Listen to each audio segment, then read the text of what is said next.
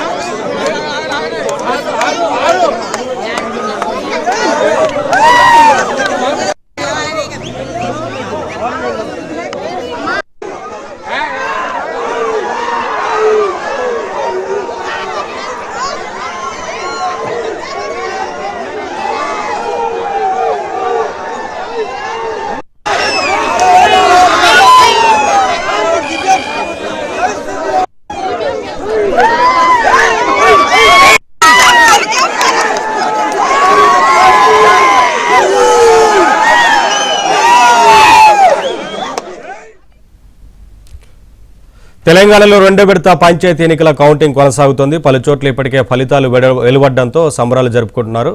ఇదే అంశానికి సంబంధించి మరింత సమాచారం మా correspondent Rajesh election commission office నుంచి లైవ్ లో అప్డేట్స్ అందించడానికి సిద్ధంగా ఉన్నారు. మరొక వైపున శ్రీపతి నిజామాబాద్ నుంచి సిద్ధంగా ఉన్నారు. కరీంనగర్ నుంచి శ్రీనివాస్ అప్డేట్స్ అందించడానికి అక్కడ నుంచి లైవ్ ద్వారా సిద్ధంగా ఉన్నారు. ముందుగా రాజేష్, ఏంటి ఎలక్షన్ కమిషన్ ఏం చెప్తా ఉంది? ఫలితాలు ఒకవైపున వెలువడతా ఉన్నాయి, ఏర్పాట్లకు సంబంధించి ఏం మాట్లాడుతున్నారు?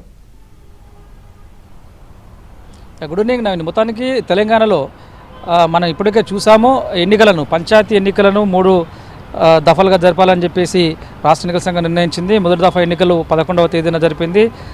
పూర్తి స్థాయిలో ఎక్కడ కూడా ఎలాంటి అవాంఛనీయ సంఘటన జరగకుండా చిన్న చిన్న ఘటనలు మినహాయిస్తే మిగతా అంతా కూడా పూర్తిగానే ప్రశాంతమైన వాతావరణంలో కొనసాగిందని చెప్పవచ్చు. ఇక రెండో దఫా ఎన్నికలు ఇవాళ ఉదయం 7 గంటల నుంచి మధ్యాహ్నం 1 గంట వరకు కొనసాగింది. మధ్యాహ్నం 1 గంట వరకు క్యూలైన్లో ఉన్న వారికి ఓటును వినియోగించుకునే అవకాశం కల్పించింది రాష్ట్ర ఎన్నికల సంఘం. అయితే అఫీషియల్గా కాసేపు క్రితమే 1 గంటకు క్యూలో ఉన్నటువంటి వారికి సంబంధించిన వివరాలతో కూడుకున్నటువంటి ఫలితాలు, అంటే పోలింగ్ పర్సంటేజ్ చూస్తే కనుక 85.86% ఓవరాల్గా రెండో దశ ఎన్నికలకు సంబంధించినటువంటి పోలింగ్ ప్రక్రియలో ఇటు వార్డులు కావచ్చు, సర్పంచ్ స్థానాలు కావచ్చు, ఈ రెండింటిని కనుక మధ్యాహ్నం 1 గంట నుంచి 3 గంటల క్యూలైన్లో ఉన్న వారికి సంబంధించిన పూర్తి స్థాయి పర్సంటేజ్ చూస్తే 85.86%గా పోలింగ్ శాతం రెండో దఫా ఎన్నికల్లో నమోదైనట్లు రాష్ట్ర ఎన్నికల సంఘం కాసేపు క్రితమే అనౌన్స్ చేసింది. ఇక ఏకగ్రీవమైనటువంటి వార్డు సభ్యులు అదేవిధంగా సర్పంచ్ స్థానాలు మినహాయిస్తే ఓవరాల్గా అంటే రెండో దఫాలో ఉన్నటువంటి 193 మండలాల్లో ఇప్పటికే ఏకగ్రీవమైనటువంటి వార్డు సభ్యులు అదేవిధంగా సర్పంచ్ స్థానాలను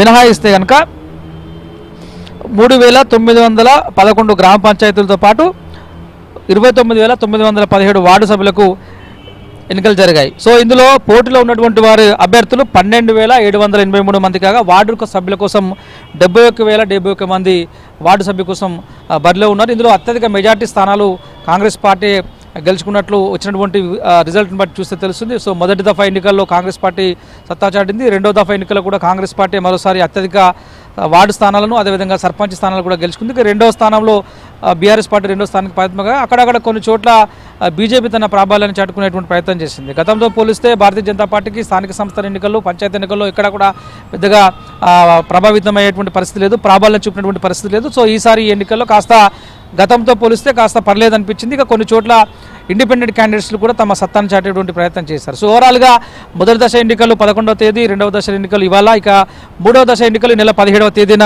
నిర్వహించేందుకు అన్ని ఏర్పాటు చేసింది. బుధవారం రోజున పంచాయతీ ఎన్నికల ఫైనల్ పోలింగ్ ఉంటుంది కాబట్టి ఆ రోజు మరింత కట్టుదిట్టమైనటువంటి భద్రతను ఏర్పాటు చేయాలి, మరింత ఎన్నికల సరళి అంతా కూడా పారదర్శకంగా నిర్వహించేలా రాష్ట్ర ఎన్నికల సంఘం